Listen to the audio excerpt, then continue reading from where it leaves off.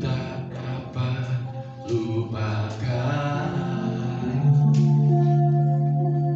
kebaikan yang ku terima. Pengorbananmu yang mulia jadikan ku berharga. Terima kasih ya Tuhan, Kau tulus, Kau menerima aku apa adanya. Aku apa adanya.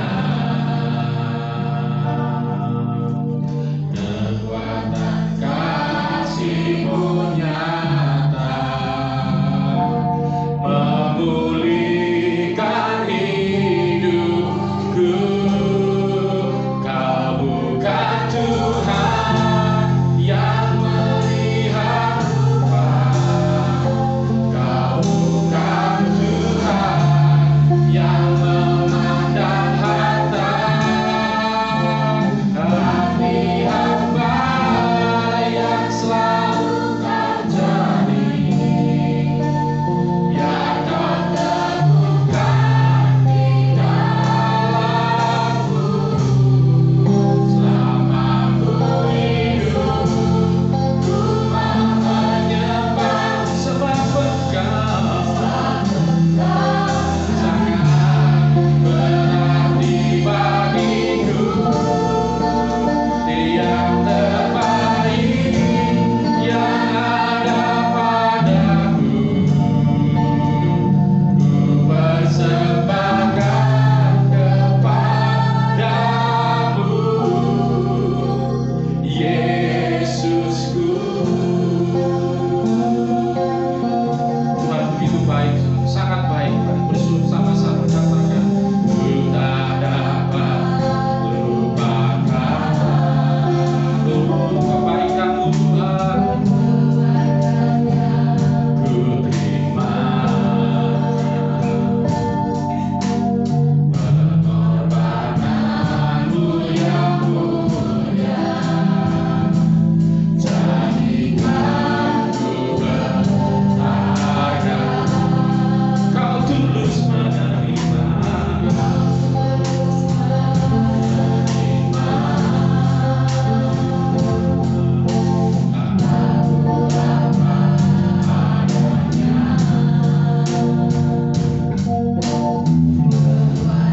kasih-Mu nyata memulihkan hidupku.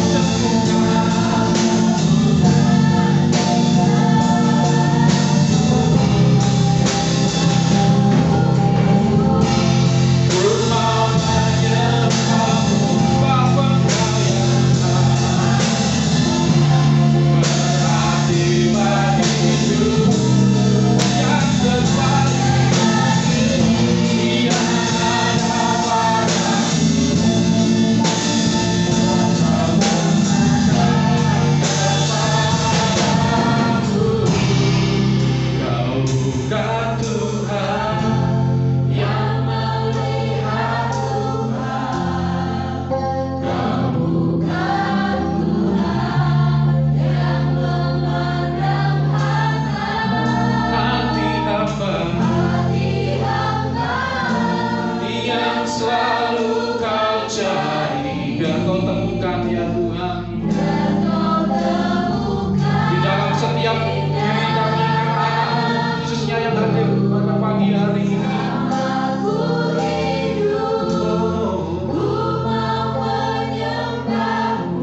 Sebab Engkau ya Tuhan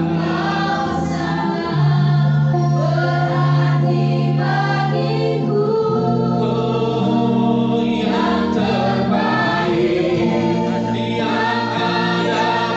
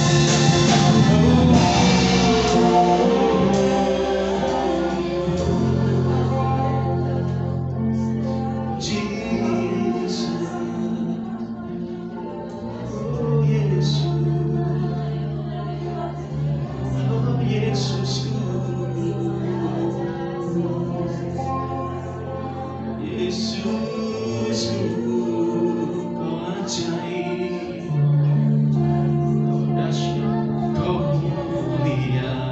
Mari sembah Tuhan. Haleluya.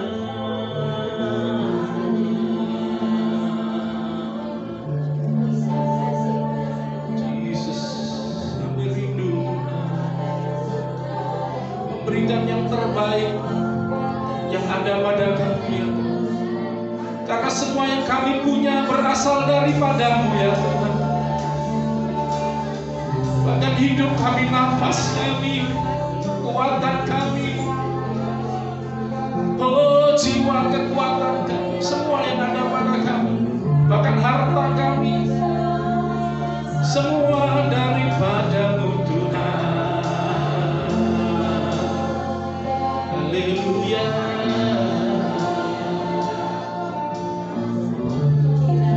Ucap syukur.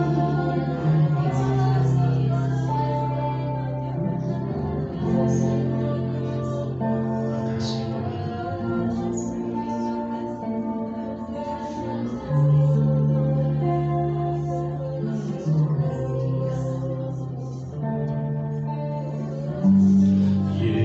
Yesusku, penyelamatku, tiada yang seperti Engkau. Setiap hari ku memuji keajaiban kasih-Mu.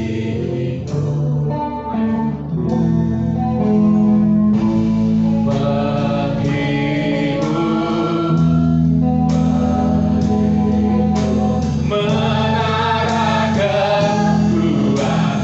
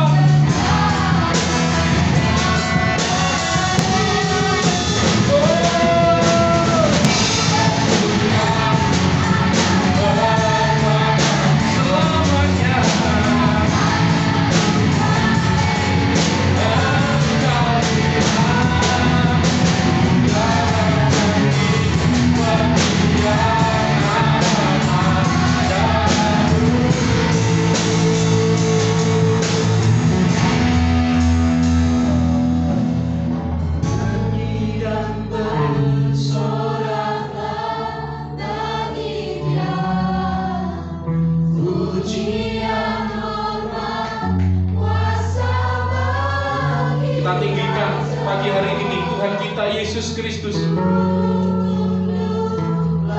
Gunung tunduk, laut bergelora, mendengar namamu. Oh, ku bersyukur atas perbuatanmu. Selamanya ku kasihi Engkau Tuhan. Oh, tiada janji seperti yang ada padamu. Oh, sekali lagi.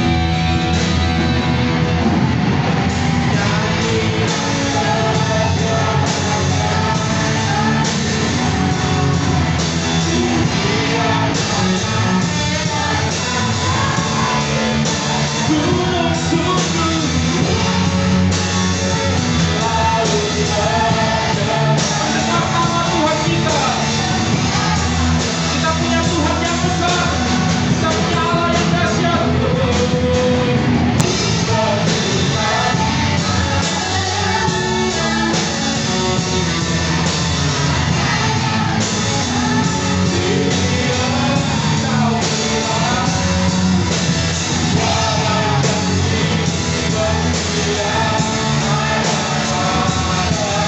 Tiada janji seperti yang ada. Sekali lagi. Tiada janji seperti yang ada padamu.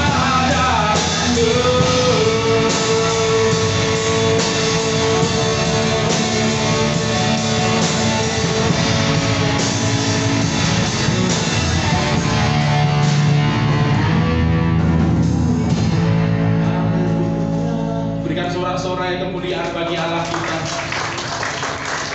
Apapun yang ada, apapun yang terjadi di dunia ini, kami mau tetap bersyukur kepada Tuhan, tetap meninggikan nama Tuhan, karena kami percaya kami punya Allah yang besar, kami punya Allah yang dahsyat. Dan kami berdoa, kami pagi hari ini nyatakan kedahsyatan, kehebatan. Biar gunung tunduk, laut bergelora Tuhan, ketika namamu dinyatakan Tuhan. Bahkan ketika anak-anak Tuhan dinyatakan, anak-anak Tuhan yang dinantikan oleh dunia ini, saat anak-anak Allah dinyatakan, biarlah itu terjadi di hari-hari terakhir ini.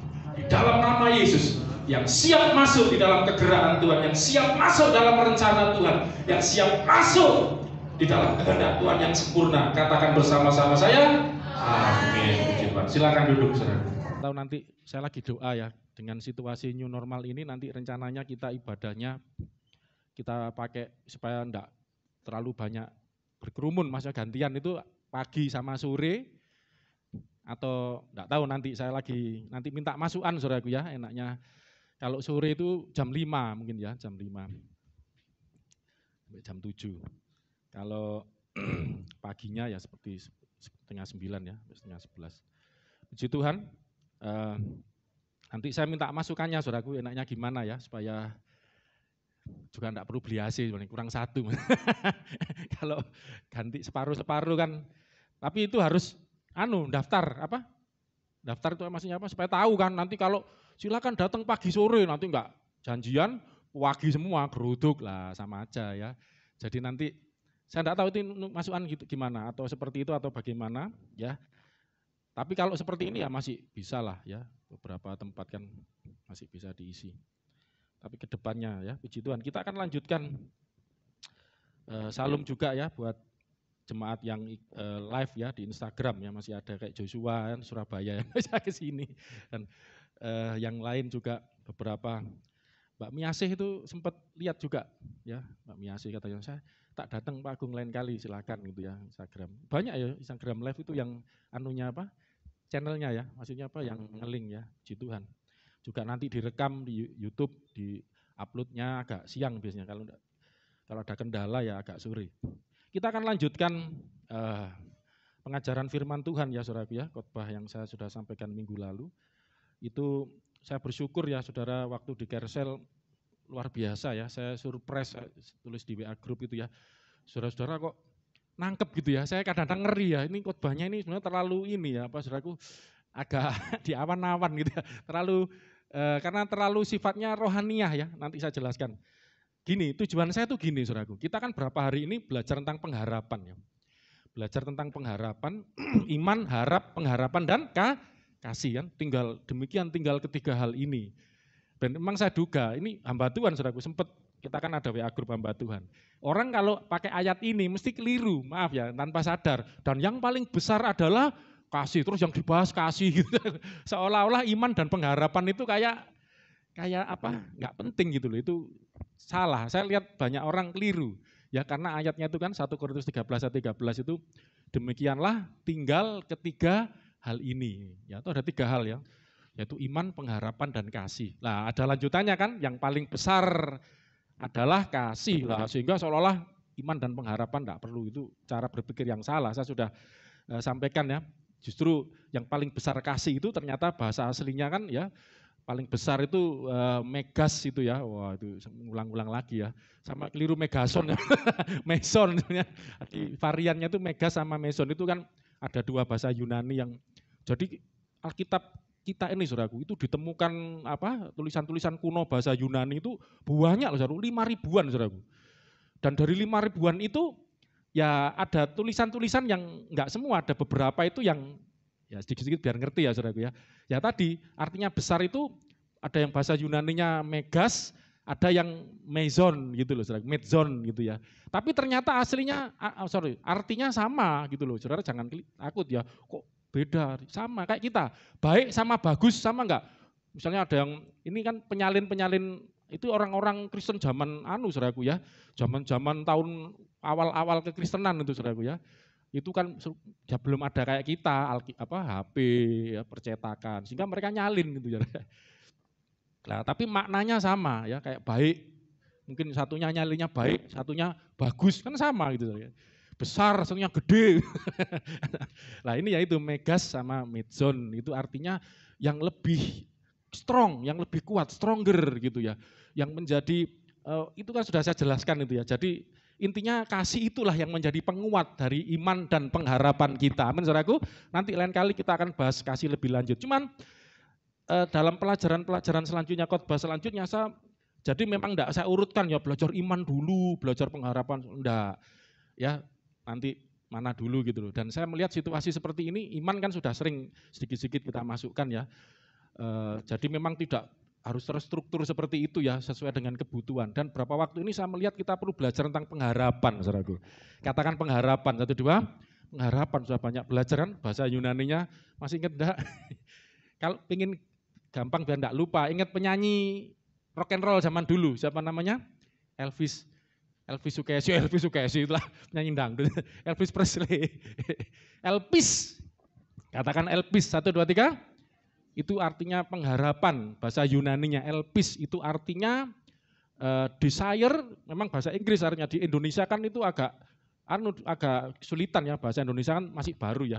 Itu artinya expectation, desire sama dreams, impian-impian ya yang kita miliki ya, untuk suatu impian yang tertentu gitu ya, tujuan tertentu, mimpi-mimpi yang atau harapan-harapan atau ekspektasi kita ya untuk sesuatu. Dan itu enggak kelihatan memang. Nah, memang selama ini kita belajar tentang pengharapan, saya kepingin gini loh, yang minggu lalu saya khotbahkan itu ya, tentang Roma 8, coba saudara buka lagi ya. Tapi saya akan mendalami dan akan menjelaskan dengan ayat-ayat yang lain untuk mendukung ayat-ayat ini. Ya, Roma 8 mulai ayat 18 ya. Di situ judul daripada perikop ini ya, tema daripada perikop ini di situ dikatakan adalah mengenai apa saudaraku? Pengharapan. Tema di atasnya itu ada tulisannya kan, topik ini, perikop ini tentang apa saudaraku? Pengharapan anak-anak Allah gitu loh ya. Saya kepingin kita sebagai anak-anak Allah belajar mengerti bahwa kita ini punya pengharapan gitu loh saudaraku. Amin. Tetapi ketika kita baca ayat ini, lah ekspektasinya berbeda. Bayangan kita itu, makanya saya kenapa ngajak belajar ayat ini. Selama ini yang kita bayangkan, kita pikirkan pengharapan itu adalah sesuatu yang lahiriah. Sesuatu yang jasmania, sesuatu yang sifatnya materi, walaupun itu sebenarnya tidak salah. Karena manusia itu punya roh, jiwa, dan tubuh, punya kebutuhan-kebutuhan gitu loh.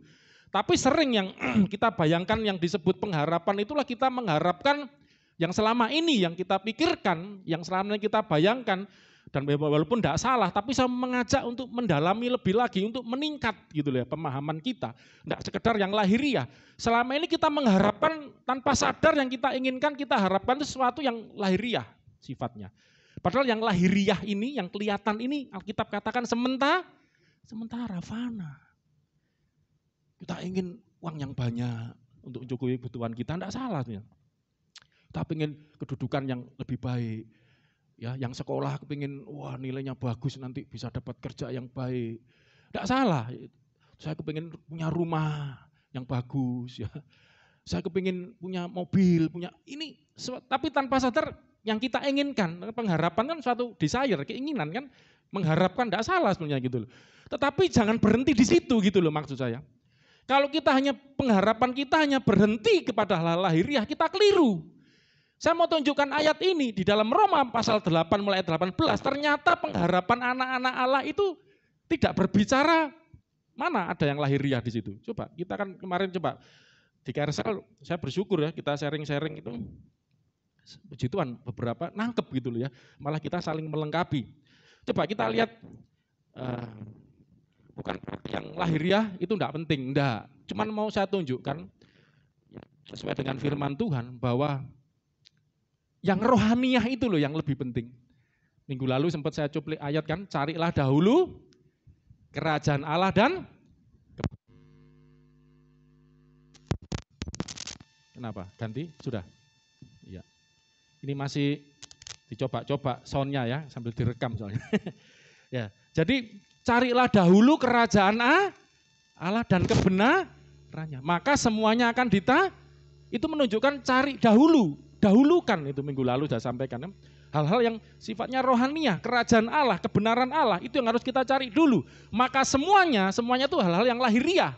Makanan, minuman, pakaian, ayat itu kan bicara seperti itu, Matius 6 ya, akan ditambahkan kepadamu. Coba kita lihat, kita ulangi lagi ayat yang minggu lalu, tapi kita akan perdalam saudaraku. Bukan berarti kita membaca ini khotbah minggu lalu, enggak.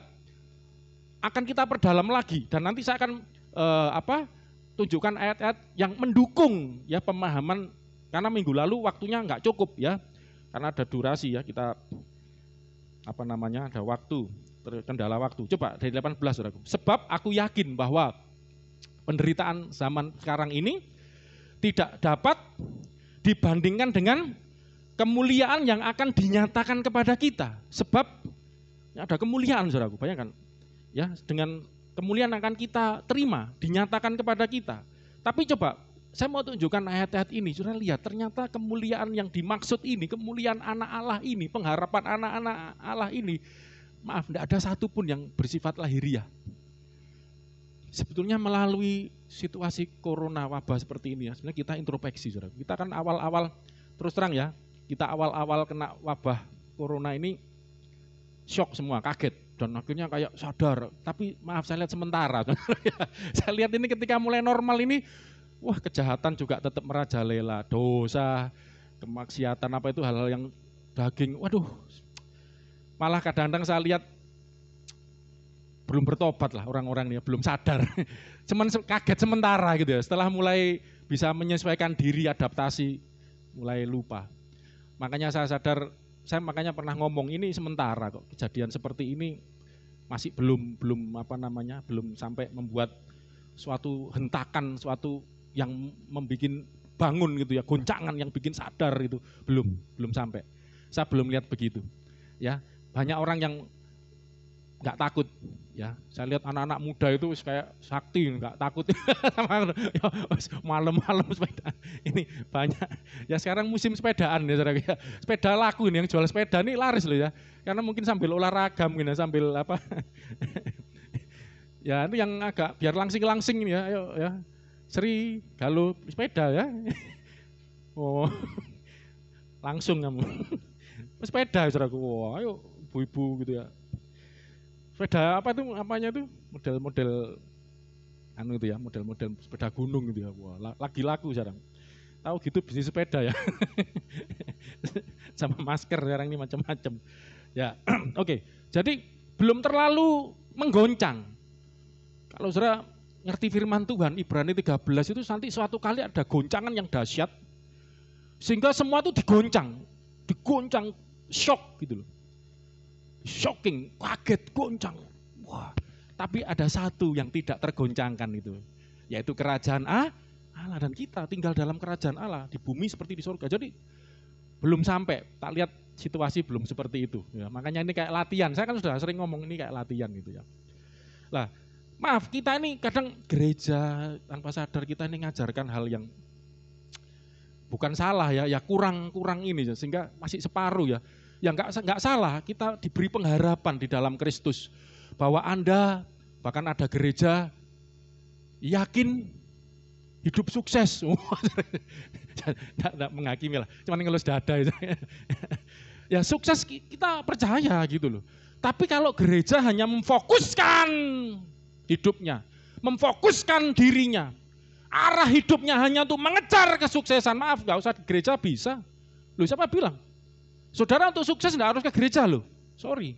Di luar banyak orang sukses gitu loh. Malah lebih dari kita kalau diukur kesuksesan itu secara lahiriah, yang kelihatan. Tadi kita, kau bukan Tuhan, padahal Tuhan enggak melihat rupa. Kau bukan Tuhan yang memandang harta. Tapi anak-anaknya orang Kristen di dunia mencari rupa, mengejar yang kelihatan. Memandang harta. Maaf, kadang-kadang khotbah kayak gini nggak laku. Mas Yuko langsung manduk ini. Iya kan, orang cari, aku ke gereja pengen diberkati kok. Aku ke gereja pengen sukses kok. Sekarang dengan situasi corona ini orang nggak bisa ke gereja, mau cari apa kamu? Gitu. Kadang orang akhirnya lama nggak ke gereja, ya dia hidup dengan apa yang pemahaman yang selama ini dasar-dasar yang dia punya. Gak usah ke gereja pun ternyata juga bisa survive, bisa bertahan. Jadi maksud saya gini loh, saya kepingin sebenarnya, wah ternyata momentum ini saya lihat belum bisa membuat goncangan kekristenan buat kita lebih dimurnikan gitu loh kekristenan kita. Saya lihat belum. Mungkin Anda kurang paham ya, tapi saya harap nangkep gini loh. Karena terus terang dari dulu saya ini sedihnya di situ, saudaraku ya. Bukan saya enggak kepingin ya keuangan cukup, rumah tangga baik, itu semua umum gitu loh, semua kepingin begitu, enggak usah orang Kristen lah, ya orang enggak beragama pun ya kepingin gitu loh, hidupnya enak, hidupnya baik gitu loh. Lah kalau kekristenan kita hanya membahas hal itu, hanya mengejar hal itu, apa ngerti maksudnya? Apa bedanya kita dengan dunia ini gitu loh. Makanya Tuhan ngomong, tetapi kamu carilah dahulu. Coba, enggak apa-apa kita buka itu aja lah. Ini mungkin saya enggak nutut ya, kalau khotbah terlalu pengajaran ya, terlalu doktrinal. Karena saya kepingin, sebenarnya melalui ini saya cuma kepingin mengusik gitu loh, kekristenan kita pengen kayak, supaya kita ini, saudaraku, sadar gitu loh. Makanya waktu Kersel kan, saya coba mengusik, mau ganti mic dah, enggak? Ya, saya kepingin waktu Kersel kan saya kepingin Anda kayak terusik gitu. Ada satu ayat bahwa seluruh makhluk merindukan saatnya itu ya, ayat ini tadi, anak-anak Allah dinyatakan ya.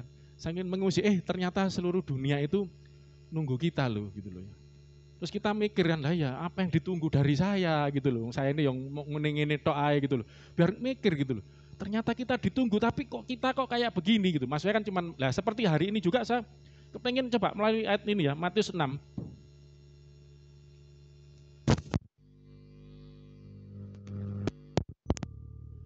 Enggak apa-apa, sambil maju ke memperbaiki soundnya ya. Ini memang lagi sambil perjalanan ya. Coba Matius 6 buka. Ayat 31.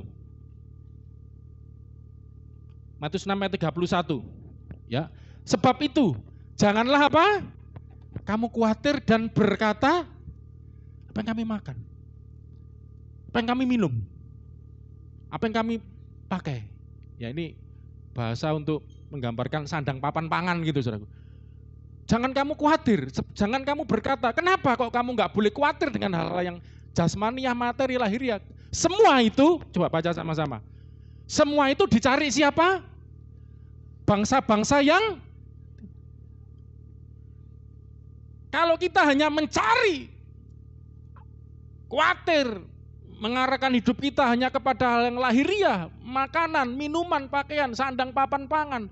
Apa bedanya saya tadi katakan kita dengan dunia ini gitu loh. Apa bedanya? Semua itu dicari. Bangsa-bangsa enggak kenal Allah. Lah cuman ayat bawahnya bagus. Kalau gitu apa? Kita enggak usah nyari. Nah ayat bawahnya, akan tetapi Bapamu tahu bahwa kamu perlu. Bolak-balik. Akan tetapi Bapamu yang di sorga tahu bahwa kamu memerlukan semuanya itu. Kita perlu sekolah, perlu pekerjaan, perlu makan, perlu minum, perlu tempat tinggal. Perlu sandang papan pangan. Semua itu dicari bangsa-bangsa yang tidak kenal. Tapi kalau kamu cuma mencari hal-hal seperti itu, apa bedanya? Bangsa-bangsa yang tidak mengenal Allah. Tuhan tahu kamu perlu gitu. Makanya ayat ini ya, tetapi 33, tetapi bagi kita disuruh apa saudaraku? Ada dahulu kerajaan Allah. Sederhananya semua butuh hal-hal yang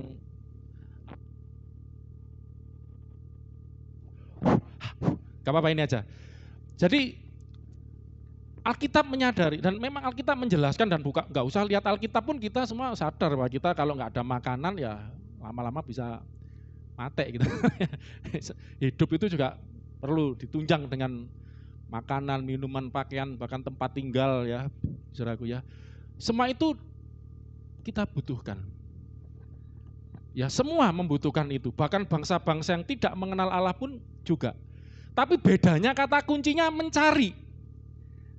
Katakan cari, 1, 2, 3, cari. Coba ini, tetapi carilah dahulu kerajaan Allah. Ayat 32 coba. 32. Nah, coba, semua itu katakan cari. Semua itu apa sih tadi? Makanan, minuman, dicari siapa? Semua bangsa. Bukan semua bangsa loh, bangsa-bangsa yang tidak mengenal, itu dicari. Kalau kita, apa yang kita cari? 33, ini aja dulu. Kerajaan Allah. Coba ini renungkan dulu, gak usah cepet-cepet ya. Saya kadang ngejar target ini malah kupu kabeh. Saya renungkan dulu. Ada makanan, minuman, pakaian. Tadi itu gambaran sandang, papan, pangan lah kalau bahasa di kita ya. Kebutuhan untuk jasmani kita. Untuk hidup di dunia secara layak. Dan itu dibutuhkan semua memang. Tetapi cara pikirnya beda. Kalau bangsa yang tidak mengenal Allah mencari. Semua itu dicari oleh bangsa-bangsa yang tidak mengenal Allah. Tapi kalau kita, bukan itu yang dicari. 33, tetapi kamu carilah dahulu kerajaan Allah. Loh Pak, itu butuh loh Pak. Bangsa yang tidak mengenal Allah mencari itu Pak. Loh saya apakah karena anak Tuhan tidak perlu mencari itu Pak? Kok disuruh mencari kerajaan Allah? Nah kuncinya di 32. Balik lagi 32. Nah, ayat B-nya saudaraku ya, 32B. Akan tetapi Bapamu yang di surga tahu bahwa kamu memerlukan semuanya itu. Ku tahu Bapa, tahu kan Pak, peliharaku. Dia baik ya. Dia baik. Jadi Tuhan itu tahu kita memerlukan semuanya itu. Sehingga karena itu ayat 33, karena Tuhan tahu kita perlukan semuanya itu, kita diajarin Tuhan, tidak usah mencari itu. Kamu carilah dahulu kerajaan Allah dan kebenaran, maka, lah ini ada lanjutannya, semuanya itu, semua yang dicari bangsa-bangsa tadi loh saudaraku, yang tidak kenal Allah, apa sandang papan pangan, pikun, makan minum pakaian, yang dicari tadi itu akan ditambahkan. Nah, jadi bedanya cara hidupnya anak Tuhan dengan bangsa yang tidak mengenal Allah, orang yang tidak mengenal Tuhan. Kalau orang tidak mengenal Tuhan mencari hal-hal yang lahiriah. Kalau anak-anak Tuhan mencari kerajaan Allah. Sama-sama butuhnya. Tapi caranya hidupnya anak Tuhan bukan mengejar itu. Yang kita kejar itu Tuhannya, sumber berkatnya, amin. Sehingga ada istilah, kita nggak ngejar berkatnya. Yang kita kejar pemberi berkat itu, Tuhannya itu. Kalau Anda fokusnya ke situ, itu baru benar. Semuanya akan ditambahkan. Tapi ya kadang-kadang tetap nangkepnya itu, itu ya dikejar itu juga akhirnya. Padahal, lah tujuan saya menjelaskan ini, coba tambahin ayat ini lah, biar lebih mantep ya. Tetap di Matius 6 itu, saudaraku ya. Kenapa kita enggak perlu takut? 25. Saya senang ayat ini, saudaraku. Ayat ini saya pakai ini bukan untuk kesempatan, ini kita hidup sukses, kita harus ngejar hal yang lahir. Enggak, justru semakin membuat, kalau saya pribadi belajar ayat ini membuat saya semakin berserah kepada Tuhan. Kenapa? Ayat ini ngomong gini, saudaraku. Karena itu Tuhan Yesus ngomong, ya aku berkata kepadamu, janganlah khawatir akan hidupmu, akan apa yang hendak kamu makan atau minum. Janganlah khawatir pula akan tubuhmu, apa yang hendak kamu pakai. Bukankah hidup itu lebih penting dari makanan dan tubuh itu lebih penting daripada pakaian? 26, pandanglah burung-burung di langit yang tidak menabur dan tidak menuai dan tidak mengumpulkan bekal dalam lumbung. Namun, apa saudaraku? Diberi makan oleh siapa? Bapamu yang di sorga. Bukankah kamu jauh melebihi burung-burung itu? Burung-burung yang tidak menabur, tidak menuai, tidak mengumpulkan bekal dalam lumbung.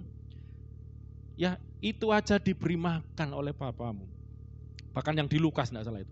Burung pipit yang dijual 2 ekor, 1 duit. Tidak ada satupun yang jatuh karena kelaparan. Dipelihara Bapamu. Apalagi kita anak-anaknya, amin saudaraku. Bukankah kamu jauh melebihi burung-burung itu gitu loh. Itu aja dipelihara Bapa. Terus ini juga. Siapakah, coba 28 loncat biar cepat. Dan mengapa kamu khawatir juga masalah pakaian? Perhatikan. Ya, saya enggak sempat pulang ke Surabaya ya, jadi bajunya ya, wah saya pikir pas direkam ya kalau enggak yang ini kan enggak bawa baju. Kapan pinjam Rudi pas kehujanan ya? Ini pas hujan, kalau enggak hujan pinjam lagi ya.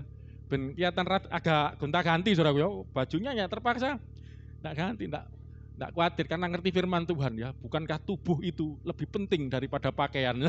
Loh, penting tubuhnya apa pakaiannya saudaraku? Anda walaupun pakaian bagus, tubuhnya korengen, ya apa saudaraku? Anda pakaiannya mewah, tubuhnya kering kerontang, sakit-sakitan, ya apa? Makanya benar teman Tuhan kan, tubuh itu lebih penting dari pakaian. Hidup itu lebih penting daripada Anda bisa makan yang mewah tapi gak oleh ya kolesterol, gak oleh mangan sing enak, saudaraku ya. Akhirnya makan bubur. Apa gunanya? Makanya ini Tuhan itu ngajar prioritas. Katakan prioritas. 1, 2, 3. Firman Tuhan ngajar prioritas. Gitu. Kata kuncinya prioritas. Terus masalah pakaian. Mengapa kamu khawatir juga masalah pakaian? Perhatikan bunga bakung. Ya sini enggak ada. Di ladang yang tumbuh tanpa bekerja. Tanpa memintal. Terus. Namun aku berkata kepadamu. Salomo. Dalam segala kemegahannya, Salomo itu orang terkaya yang pernah hidup di dunia ini. Salomo dalam kemegahannya pun tidak berpakaian seindah salah satu dari bunga itu. Bayangkan, bunga yang tidak bekerja, tidak memintal, tapi indah banget. Ayat selanjutnya ini dahsyat ini. 30, saya kalau datang baca ayat ini nangis saudara saya. Waduh, Tuhan itu begitu baik. 1, 2, 3. Jadi, jika demikian Allah mendandani rumput di ladang yang hari ini ada, besok dibuang, umurnya cuma sehari dalam api. Tidakkah ia akan terlebih lagi mendandani kamu, hei kamu yang kurang, hei orang yang kurang percaya. Makanya kalau kita sebagai anak-anak Tuhan, tidak usah khawatir gitu loh. Burung yang tidak nabur, tidak nanam, tidak punya bekal, tidak punya hikmat seperti manusia itu dipelihara Tuhan. Tidak pernah kelaparan. Apalagi kita anak-anaknya, anak Tuhan tidak akan kelaparan. Amin. Gak usah khawatir gitu loh. Terus tidak usah khawatir dengan pakaian. Mau bingung fashion. Baju gonta ganti ini sudahlah. Kalau tubuhmu ini, wah nanti kita belajar pembebasan tubuh. Kalau tubuhmu, saudara, dunia aja mengenal yang namanya inner beauty. Apa saudaraku? Hanya Bu Untung yang ngerti bahasa Inggris, ini yang paling pintar di sini bahasa Inggris Bu Untung. Inner itu yang dalam. Beauty itu kecantikan, kecantikan yang keluar dari dalam. Saya kepingin anak-anak Tuhan belajar seperti itu. Yang konseling pernikahan dengan saya, ini, kok nggak datang? Katanya seminggu 2 kali, ya. Senin datang, nggak datang lagi. Itu sempat sedikit saya singgung tentang perhiasan anak-anak Tuhan, ya terutama wanita. Ya janganlah kamu berkepang-kepang apa itu segala macam, pakai perhiasan yang beremas segala macam. Tapi perhiasanmu adalah yang batiniah, segala macam ya. Itu saya berharap anak-anak Tuhan itu belajar ini. Apa artinya kita punya pakaian yang keren, yang bagus, yang mewah. Tapi dalamnya, saudaraku, dalamnya enggak cantik. Cantiknya itu dari dalam. Kamu cantik-cantik dari hatimu loh. Siapa? Cari bel aja bisa, saudaraku. Ngerti itu. Anak Tuhan kok enggak ngerti, malah salah. Cantiknya dari dalam gitu. Kulihat di wajahmu, apa saudaraku? Gemul. Itu kadang-kadang kita kayak nyanyian saja, kayak puitis loh. Itu beneran loh saudaraku. Itu beneran saudaraku. Ya, anak-anak Tuhan itu harus terpancar dari dirinya. Kalau orang dunia bilang aura. Auranya, kemuliaannya itu terpancar. Ini bener anak Tuhan ini. Kelihatan gitu dari wajahnya. Tapi kalau pakai masker ini enggak kelihatan. Ini wajahnya gimana? Saudaraku, jadi gini loh, intinya kan coba kita lihat ayat-ayat ini kan menunjukkan kita untuk lebih memprioritaskan, tetapi kamu cari dahulu kerajaan Allah. Itu yang paling penting. Hal-hal yang seperti ini kamu enggak usah khawatir. Enggak usah bingung gitu loh. Tuhan itu loh tahu apa yang terbaik buat hidupmu. Amin. Tuhan tahu bagaimana melihara kamu. Ya. Anak saya ini kan kuliah di UNER, saya kemarin ketemu teman yang anaknya mau kuliah, saya kasih tahu uang kuliahnya segitu, kaget, wah kok kayak swasta, dia kan mau masukkan negeri, akhirnya nggak jadi cari yang yang negeri yang agak murah gitu ya. Terus terang ya kita kena yang paling tinggi lah ya, nggak tahu kenapa kok kena itu saudara. Cara manusia, waduh, wah ampun rasanya nguliahkan ya saudara, bener.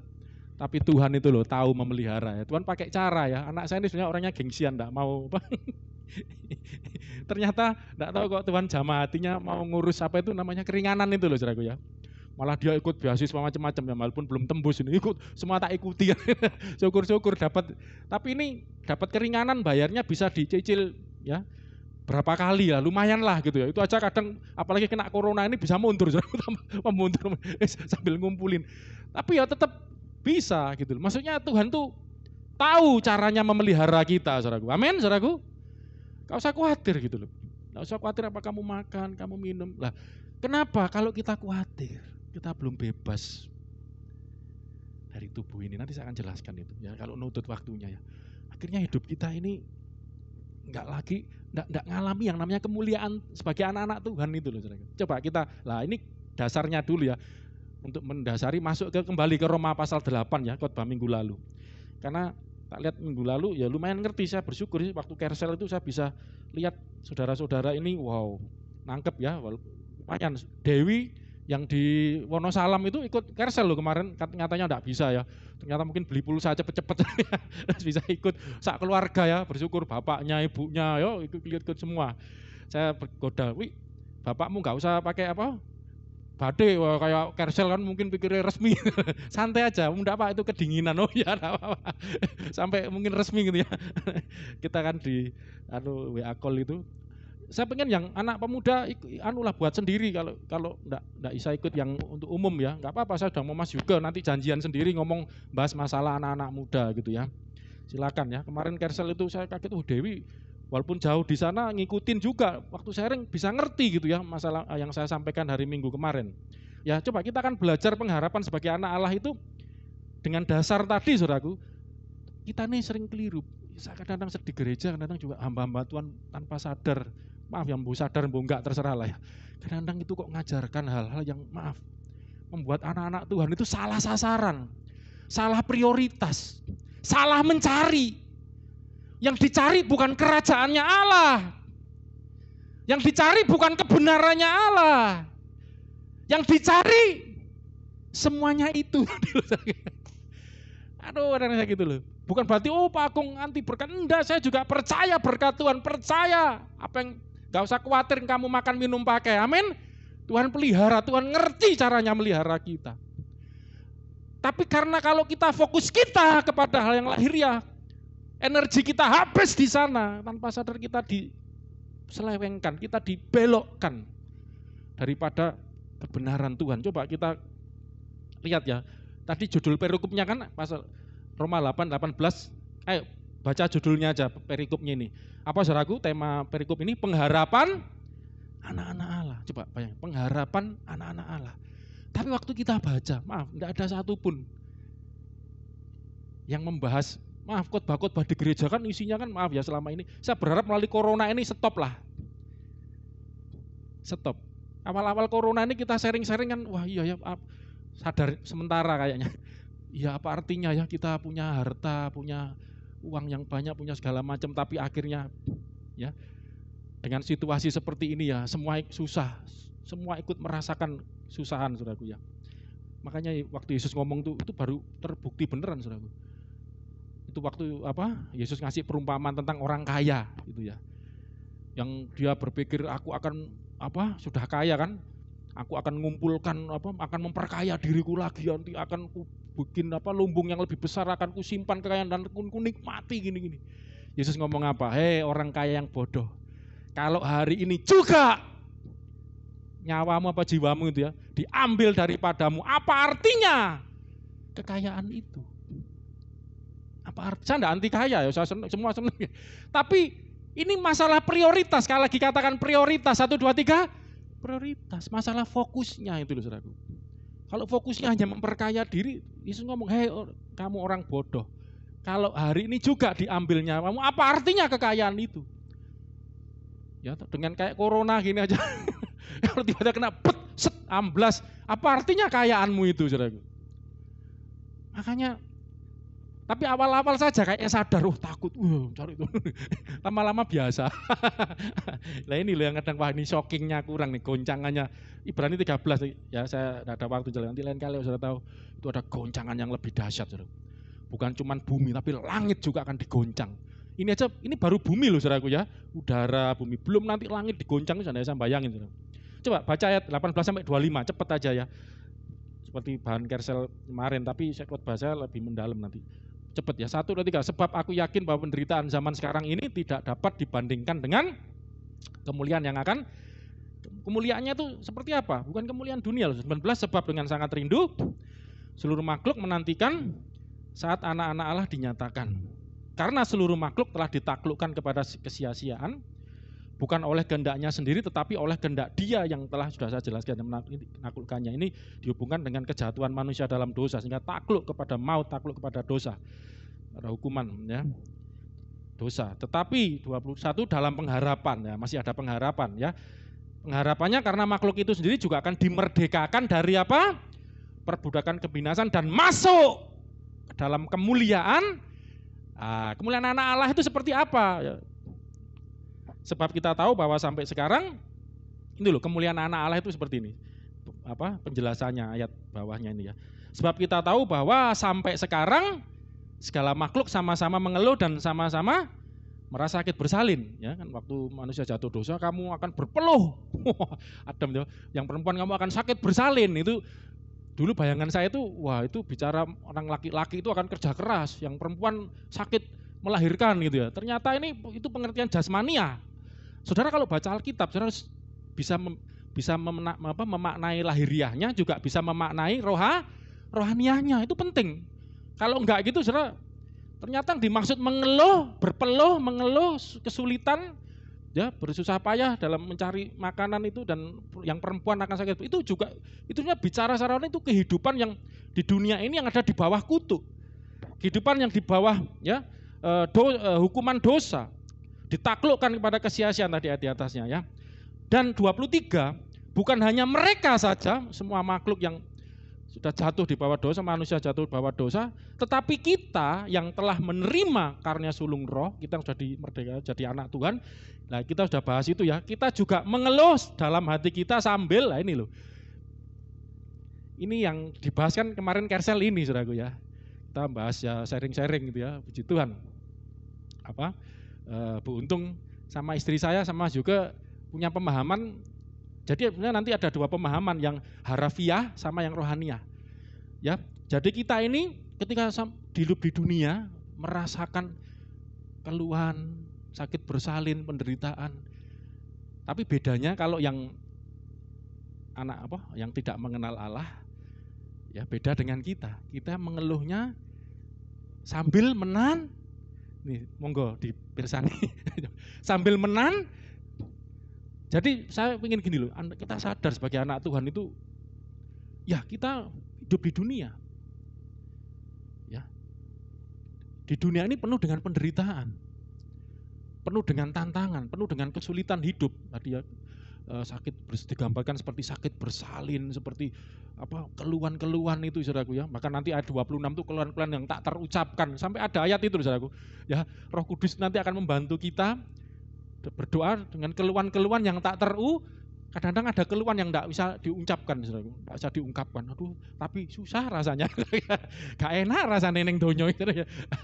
Lah, tetapi bedanya kita anak-anak Tuhan, kita punya pengharapan saat kita juga mengeluh dalam hati kita sambil menantikan ini loh, saudaraku, pengangkatan sebagai anak. Lah ini yang menjadi pembahasan di Kersel kemarin, yaitu pembebasan tubuh. Ya kan? Coba renungkan ini, saudaraku, renungkan ini.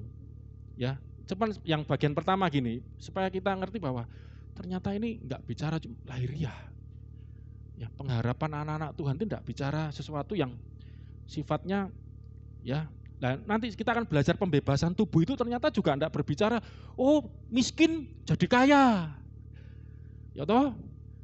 Terus menderita jadi pokoknya kita mengalami sesuatu yang di tubuh enggak enak jadi enak gitu loh ya. Jadi kenikmatan. Enggak, nanti lihat justru kita dalam kondisi menderita.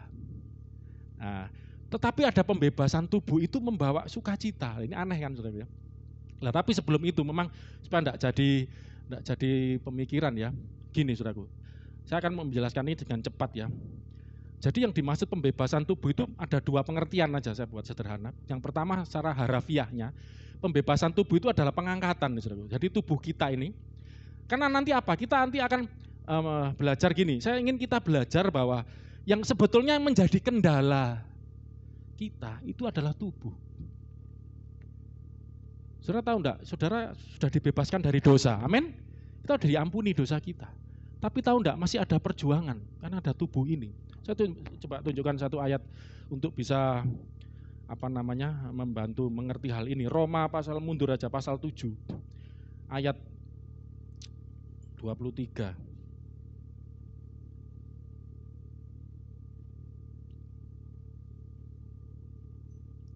Mulai 22, cepet ya.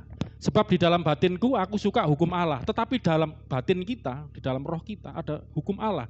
Tetapi di dalam anggota-anggota tubuhku aku melihat hukum lain yang berjuang melawan hukum akal budiku. Yang kita dari Roh Kudus tadi ya, kita dipimpin sebagai anak Tuhan, kita diberikan firman Tuhan, kebenaran Tuhan, tapi ada hukum lain yang berjuang melawan itu, yaitu di anggota tubuhku. Dan membuat aku menjadi tawanan hukum dosa yang ada di dalam anggota-anggota tubuhku. Aku, ya manusia celaka lah. Kurang atas. Ya, itu kesimpulannya, jawabannya itu ya. Nah ini saudaraku, ayat 15, saya terlalu semangat loncat 23. Coba 15, sebab apa yang aku perbuat, aku enggak tahu. Karena bukan apa yang aku kehendaki yang aku perbuat. Tapi apa yang aku benci, itulah yang aku perbuat. Jadi jika aku perbuat apa yang tidak aku kehendaki, aku menyetujui bahwa hukum Taurat itu baik, hukum Tuhan itu baik. Kalau demikian bukan aku lagi yang memperbuatnya, tetapi dosa yang ada di dalam aku. Sebab aku tahu bahwa di dalam aku, yaitu di dalam aku manusia, tidak ada sesuatu yang baik. Sebab kehendak memang ada di dalam aku, tetapi bukan hal berbuat apa yang baik. Sebab bukan apa yang aku kehendaki, apa yang dikehendaki, yaitu yang baik yang aku perbuat. Melainkan apa yang tidak aku kehendaki, yaitu yang jahat. Saya percaya yang aku perbuat. Jadi saya percaya saya percaya semua orang enggak ada yang kepingin berbuat jahat. Sudahlah, aku pengen jadi penjahat, aku pengen perampok, aku pengen jadi pembunuh, aku pengen jadi pendendam. Ada, walaupun seorang pendendam loh, aku jadi seorang pembenci, walaupun dia lagi benci, saya percaya orang enggak mau. Saudara mau jadi seorang pembenci? Mau jadi pendendam? Pemarah, mau enggak? Walaupun Anda suka marah-marah, tapi sebenarnya kan enggak kepingin jadi seorang pemarah. Ayat ini menjelaskan itu. Aku sebenarnya enggak kepingin marah. Yang enggak aku ingini justru yang aku lakukan. Yang aku ingini malah kebalikannya, tidak aku perbuat. Yang aku kehendaki, yang sebab bukan apa yang aku kehendaki, yaitu yang baik yang aku perbuat, ayat 19 ya. Tapi justru yang enggak aku kehendaki, yaitu yang jahat yang aku perbuat. Kuncinya ayat 20. 1, 2, 3. Jadi jika aku berbuat apa yang tidak aku kehendaki, maka, baca sama-sama, 1, 2, 3, bukan lagi aku yang membuatnya, tetapi dosa diamnya di dalam tubuh loh. Tadi anggota-anggota tubuh kan. Jadi saya mau tunjukkan, menjelaskan ayat pembebasan tubuh ini lebih kepada peperangan rohani di dalam tubuh kita. Jadi di dalam anggota-anggota tubuh kita ini, itu ada dosa yang berjuang, ya, yang membuat kita ini sehingga yang baik, yang pengen aku lakukan tidak aku lakukan. Karena hukum Allah itu baik, hukumnya Allah yang diberikan kepadaku di akal budiku, hukumnya Allah yang dalam batinku itu baik. Nah, saya mau komparasikan dengan ayat ini. 1 Yohanes pasal 3. Coba lihat ini cepat, 1 Yohanes pasal 3. Nanti kita ada perjamuan kudus juga. 1 Yohanes pasal 3 ayat, loncat aja ayat ini, ayat ke-5. Sorry. 1 Yohanes 3 ayat yang ke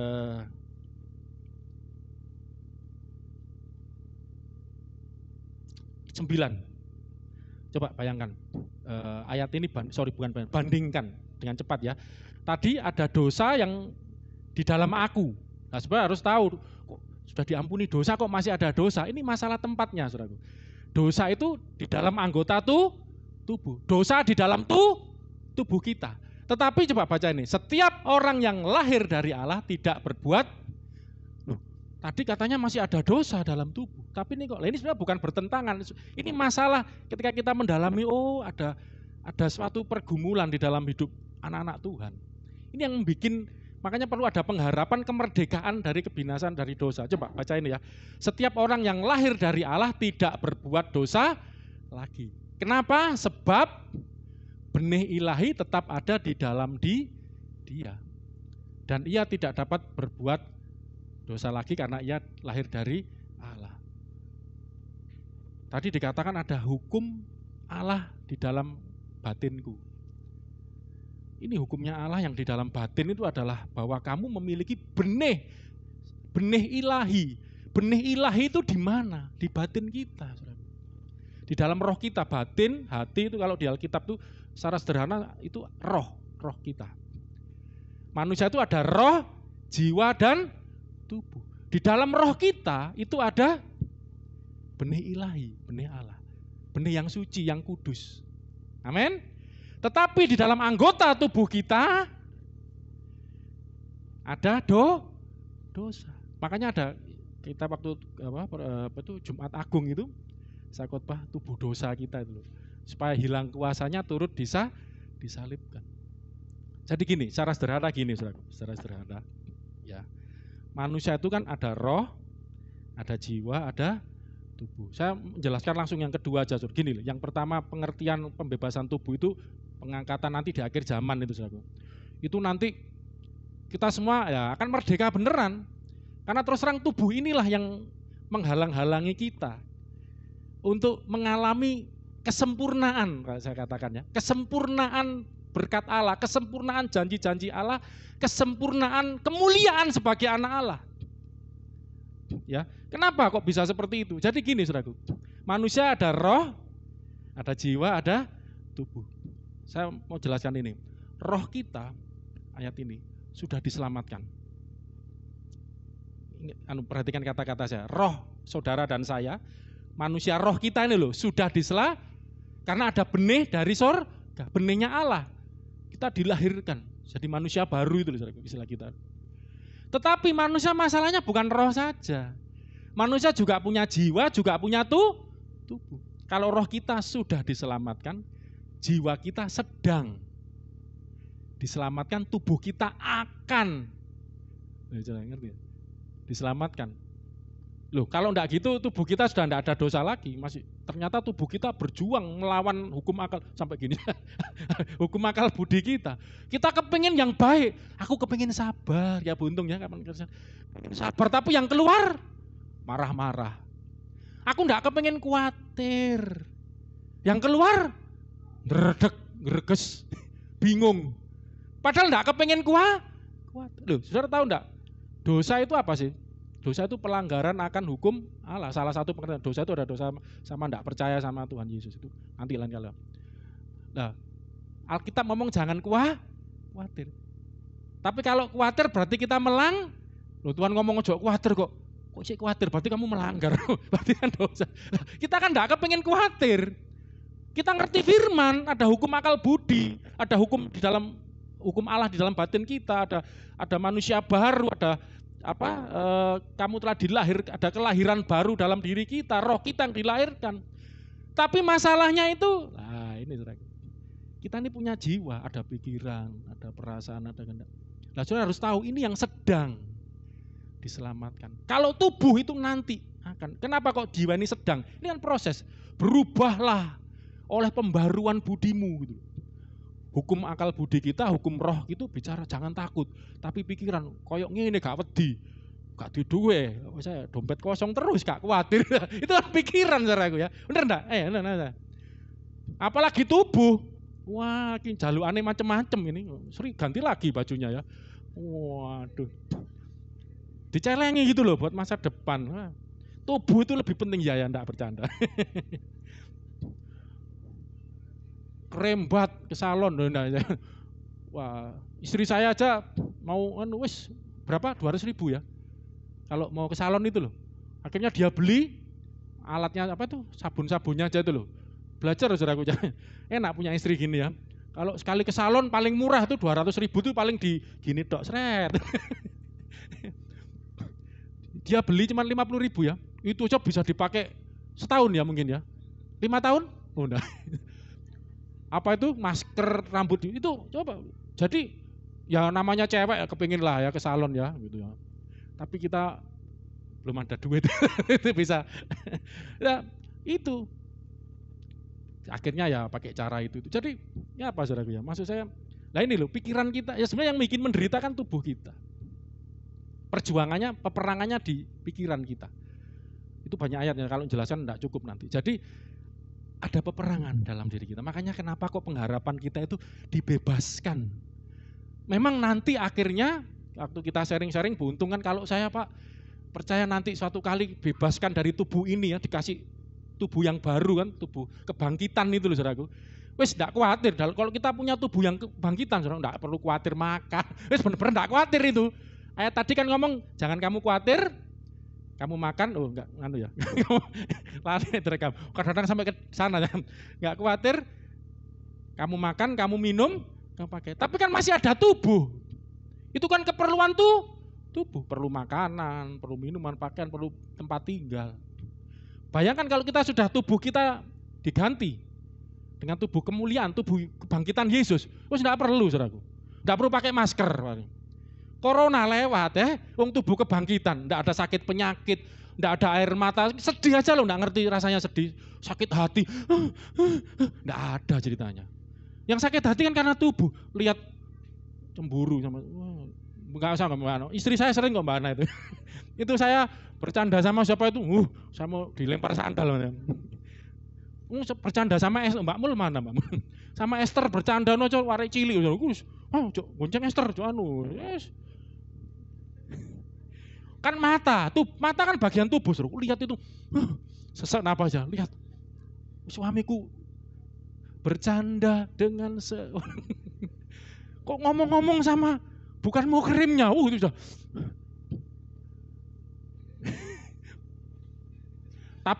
sudah. Tapi kalau tubuh kemuliaan, tubuh kemuliaan, mata ini sudah suci kudus. Popo gitu. Enggak ada. Loh, jadi intinya makanya pembebasan, ngerti Mas? Pembebasan tubuh itu seperti itu. Wah, ini banyak yang belum bisa saya jelaskan. Berseri lagi lah ya, karena waktu sudah. Tapi rindukan itu loh saudaraku. Pembebasan tubuh. Amin. Sampai nanti akhirnya benar-benar untung kemarin enak. Kalau saya Pak bersyukur aja Pak, nunggu sampai tubuh saya ya, nanti diganti dengan saya tutup ini tubuh yang baru itu ini saudara. Wis ini aja lah. Ini itu ke depan, akannya di situ, akan diselamatkan. Jadi sudah, sedang, akan, ini perlu belajar. Sudah,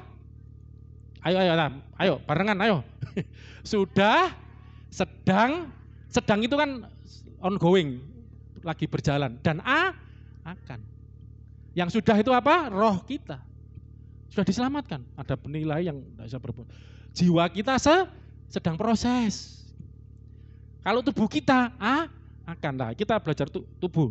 Nanti tutup kita doa. Kita ada perjamuan tubuh Kristus. 1 Tesalonika 4 15-17. Ya. 1 Tesalonika 4 15 dan 17. Ini kami katakan kepadamu dengan firman Tuhan. Kita yang nanti ini masalah pengangkatan ya. Jadi supaya saudara tahu juga, paling enggak. Jadi kadang-kadang gini loh, baca ini lihat film ini tamatnya itu ceritanya kayak gini loh kira-kira gitu ya. Jadi kadang Anda perlu lihat tamatnya ya, tamatnya kehidupan kita itu loh, happy ending. Katakan happy ending. 1 2 3. Cerita hidup kita. Bukan cerita cinta kita ya. Cerita hidup kita ini happy ending, ya luar biasa. Ini happy endingnya, cerita yang bahagia hidup kita ini, ya. Ini kami katakan kepadamu dengan firman Tuhan, kita yang hidup, yang masih tinggal sampai Tuhan mau datang loh nanti. Siap enggak siap, suka enggak suka, aku gak gelem, aku gak seneng, lu masuk gak gelem karepmu, aku metek kok. Suka enggak suka, siap enggak siap, aku belum siap Tuhan. Nggak sih, pokoknya Tuhan mau datang ya datang gitu. Makanya kita yang masih hidup, yang masih tinggal sampai kedatangan Tuhan, sekali-kali tidak akan mendahului mereka yang telah meninggal, yang sudah meninggal mendahului kita. Kapan itu saya rindu, aduh bapak saya, ingat bapak saya, ya baru 5 tahun itu, kadang masih ingat gitu ya. Yang sudah meninggal itu tidak akan barengan nanti, ayat 16, sebab pada waktu tanda diberi, yaitu pada waktu penghulu malaikat berseru dan sangkakala Allah berbunyi. Kapan itu di internet? Enggak tahu, itu kadang bikinan orang tuh apa ya, viral. Ada suara, wah ini gitu kan. Walah, gak teko-teko. Itu kadang-kadang bisa ya dibikin ya. Kadang nakal orang-orang kayak gitu yang bikin enggak tahu dia bikin supaya viral apa itu ya. Kayak ada sangkakala itu ya. Kapan itu saya lihat, Buntung yang ngasih di grup ya, ada kayak kuda putih. Wah, itu. Ya tuh. Mbah iku beneran apa digawe internet zaman sekarang ini, orang bisa loh bikin apa itu ya, sesuatu yang apa pakai teknologi itu saudara ya. Itu kan di wahyu nanti Tuhan datang ya dengan malaikat kuda ya Tuhan. Padahal itu enggak tahu maksudnya kan bisa perlambang, tapi enggak bahas itulah atau apa. Tapi yang ini jelas ini. Kalau ini enggak pakai perlambang, ini ya kenyataan. Pada waktu tanda diberi, ada tandanya nanti pada waktu penghulu malaikat berseru dan sangkakala Allah berbunyi, enggak tahu ya apa suaranya ya. Apa saudaraku, maka Tuhan Yesus sendiri akan turun dari sorga. Di awan-awan nanti ayat imbangannya banyak itu paralelnya. Tapi kita ini aja. Dan mereka yang mati dalam Kristus akan lebih dulu bangkit. Sudah itu kita yang masih hidup, yang masih tinggal akan diangkat bersama-sama dengan mereka yang sudah meninggal tadi, dibangkitkan tadi. Dalam awan, menyongsong Tuhan di angkasa. Demikianlah kita akan selama-lamanya bersama dengan Dia. Lah ini pembebasan tubuh beneran ini yang sudah penuh harafiah yang benar-benar terjadi. Itu nanti memang akan. Dan kita tubuhnya nanti, kalau buka lagi panjang, 1 Korintus 15 itu tubuh rohaniah, tubuh sorgawi. Bukan tubuh jasmani ini, sudah diganti. Ya, bayangkan yang mati, meninggal, bangkit, masuk tengkorak. Tuhan kasih tubuh, itu di 1 Korintus 15, baca sendiri nanti. Kita diberikan tubuh yang baru, yang masih hidup. Kalau pakai tubuh ini, gak iso, Tuhan, angkatan Tuhan, kena gravitasi bumi. Harus dirubah tubuhnya, tubuh surgawi juga. Seperti tubuhnya Yesus, tubuh kebangkitan Yesus, amin. Dan kita makanya nanti perjamuan tubuh ini juga, saya mau mengatakan ini bukan cuma perjamuan kudus, perjamuan tubuh. Ada ayatnya tuh. Bukan perjamuan dengan tubuh, persekutuan dengan tubuh Yesus. Wah ini akan ini, kita imani, pengharapan kan akan itu. Tapi oleh iman, iman adalah dasar dan kita harapkan bukti yang tidak kita walaupun tidak lihat tapi percaya, ini iman, aku nanti akan punya tubuh kemuliaan, tubuh kebangkitan Yesus. Udah kalau gini bener-bener tidak khawatir beneran. Minum, pakaian apa tidak khawatir. Lah masalahnya kita masih hidup di dunia. Lah makanya pembebasan tubuh yang kita nantikan ini, sambil kita menantikan ini kan tidak tahu kapan. Nah, tubuh kita ini, ayo latihan saudaraku. Bebaskan dari kekhawatiran hidup. Nangkep maksudnya saudaraku. Ya memang nanti kalau sudah ini terjadi ya udah lepas semua. Sakit, enggak ada sudah. Enggak usah bingung ke salon, nyato, berapa jam tadi nyato rambut ngundang. Enggak ya, disetrika ya. Tenang santri, Sri tenang aja, ya, suka bercanda. Yang deket di situ yang menggoda. Oh ini, kalau ini saya takut goda nanti. Ya saya diam. Lah jadi itu saudaraku ya. Nanti enggak usah bingung, enggak usah. Maaf ya, ini enggak tahu ini bercanda atau gimana. Tapi ini beneran. Saudara tahu enggak Adam dan Hawa sebelum jatuh dosa? Mereka pakai pakaian enggak? Masuk angin enggak? Sakit enggak? Enggak bingung. Baju ini, baju itu, kita ke gereja kan bingung, saya tadi bingung, pakai yang mana ya? Iki kemarin sudah, karena bajunya cuma terbatas, belum ngambil yang di Surabaya, belum sempat ke sana. Kalau Adam dan Hawa enggak perlu bingung, salon juga enggak ada salon ya. Wis tubuh kemuliaan, sudah apa adanya itu.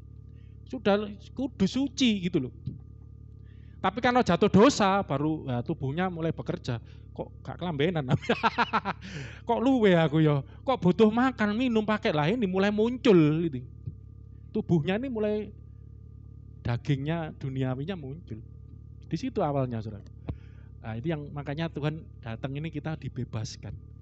Lah sambil nunggu ya buntung ya. Kalau cuma nunggu tok kapan tereret ya sambil nunggu. Lah selama hidup di dunia ini loh kenapa kok sambil menantikan ini. Walaupun kita mengeluh sakit bersalin, ayo sambil nantikan, kalahkan ini. Jangan khawatir, ayo tubuh. Makanya kadang belajar puasa kan luwe ngono. Jadi yang sering bikin kita khawatir itu nanti minggu depan tak lanjutin lah karena waktu ya. Itu masalah tubuh. Kita khawatir tak punya tempat tinggal, ya toh. Kalau Adam dulu mungkin enggak perlu bingung naik pohon, ya kan banyak pohon, enggak perlu bingung tempat tinggal, mungkin enggak perlu tempat tinggal mungkin ya kan, ya kan karena kita kan enggak ada tempat tinggal, ya bisa kena panas, dingin, sakit bisa, makanya perlu tempat tinggal, perlu. Jadi masalah-masalah tubuh yang bikin khawatir. Tapi saya kepingin melalui firman Tuhan ini nanti minggu depan lagi saya lanjutkan lebih mendalam ya. Kita mengalami pembebasan tubuh, sempurna, kita tidak khawatir. Ayo belajar, ongoing, sedang diselamatkan. Ayo kita tutup dengan rohku sudah diselamatkan. 1, 2, 3.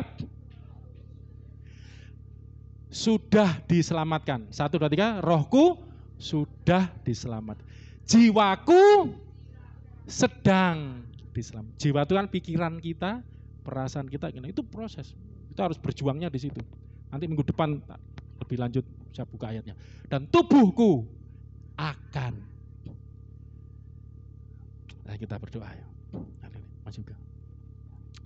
Setelah apa-apa. Mas Hari bisa bantu perjamuan